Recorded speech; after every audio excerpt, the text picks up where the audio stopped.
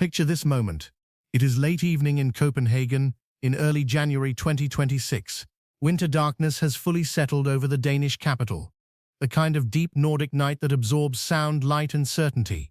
Inside government buildings, lights remain on well past midnight. Phones vibrate constantly. Officials scroll, refresh, and confer in disbelief. Something extraordinary is unfolding, and it is not coming from Moscow or Beijing. It is coming from Washington. The President of the United States has issued an unprecedented threat against 8 of America's closest allies, warning of economic retaliation unless they agree to assist in the United States taking control of Greenland. Not negotiating, not discussing, taking control. The threat is direct and unambiguous. 10% tariffs beginning February 1st, escalating to 25% by June, remaining in place until Denmark relinquishes a territory it has governed for centuries. This is the reality of the moment. And to understand why it matters, why it has rattled global markets, destabilized diplomatic relationships, and prompted bipartisan American lawmakers to fly to Europe to publicly distance themselves from their own president, we must examine how events reached this point and what may follow. The origins of this crisis are not new. During Donald Trump's first term in 2019, he publicly floated the idea of purchasing Greenland from Denmark. The Danish Prime Minister dismissed the proposal as absurd. Trump responded by cancelling a scheduled state visit to Copenhagen. At the time, the incident was largely written off as another headline destined to fade. It did not. When Trump returned to office in January 2025, Greenland once again became a focus. By late 2025, his language escalated from curiosity to urgency. He began framing Greenland as a strategic security issue, claiming that Russia and China were positioning themselves to threaten American interests in the Arctic. A special envoy was appointed.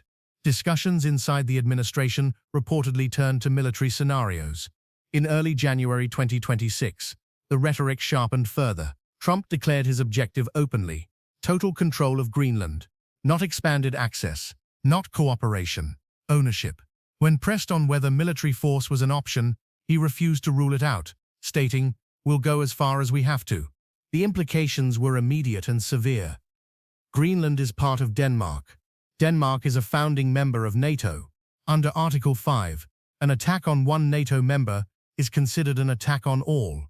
A military move against Greenland would amount to a direct threat against the alliance itself, an alliance that has defined transatlantic security for 75 years. Denmark's response was swift. Greenland is not for sale. Its 57,000 residents have the right to self-determination.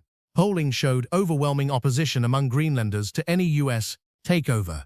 Danish Prime Minister Mette Frederiksen stated clearly that Greenland belongs to its people, and that the United States would not take it over. Despite this, Trump pressed forward. He reportedly ordered the Joint Special Operations Command to prepare contingency plans. Senior military officials resisted, but the directive remained. Then came the economic escalation. On January 18th, Trump announced tariffs targeting 8 European countries: Denmark, Norway, Sweden, France, Germany, the United Kingdom, the Netherlands, and Finland. The justification was their participation in a NATO training exercise in Greenland, known as Arctic Endurance, a routine defensive deployment. Trump described the exercise as a dangerous situation for the safety and survival of our planet.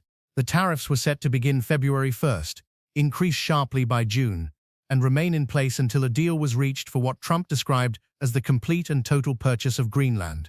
Financial markets reacted almost immediately. On January 20th, U.S. equities suffered their worst losses in months. The S&P 500 fell more than 2%. The Nasdaq dropped sharply. The Dow lost hundreds of points. Over $1 trillion in market value vanished in a single trading day. European markets followed suit. Volatility surged. The dollar weakened.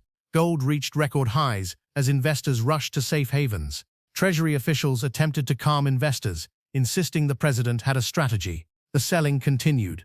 Major financial institutions warned that normalization was nowhere in sight. Analysts described the early weeks of the year as destabilizing and unpredictable.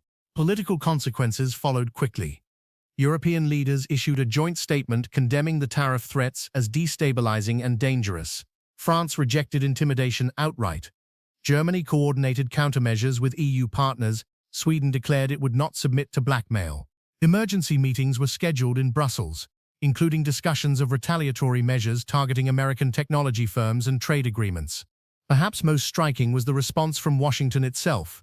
Bipartisan delegations of U.S. lawmakers traveled to Copenhagen to apologize directly to Danish and Greenlandic officials. Republican and Democratic senators appeared together, publicly opposing the president's approach. Senior Republicans described the idea of seizing Greenland as reckless, embarrassing, and indefensible. Congressional resolutions were introduced to block any military action. The reasoning was clear. Taking Greenland by force would fracture NATO, legitimize territorial aggression, and undermine decades of American leadership built on alliances rather than coercion. Public reaction in Greenland and Denmark was intense. Protests filled streets in Nuuk and Copenhagen. Demonstrators held signs rejecting U.S. demands and defending national dignity. Danish citizens recalled decades of sacrifice alongside American forces in shared conflicts and expressed disbelief that an ally would issue such threats.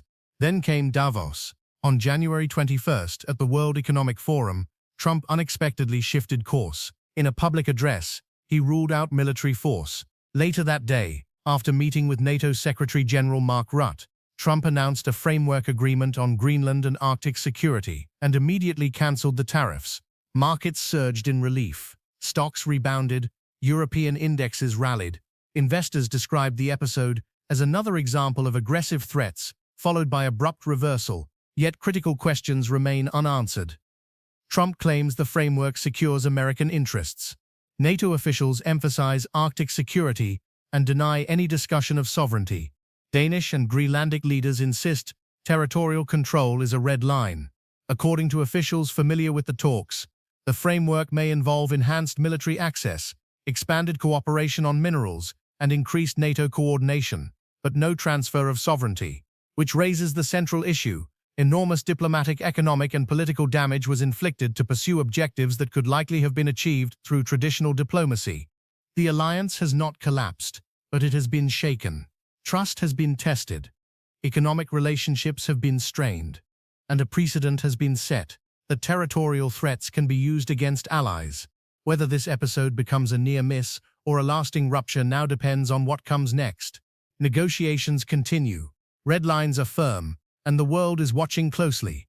This is not just a story about Greenland. It is a test of alliances, norms, and leadership in an era of escalating global competition. And it leaves a question that remains unanswered.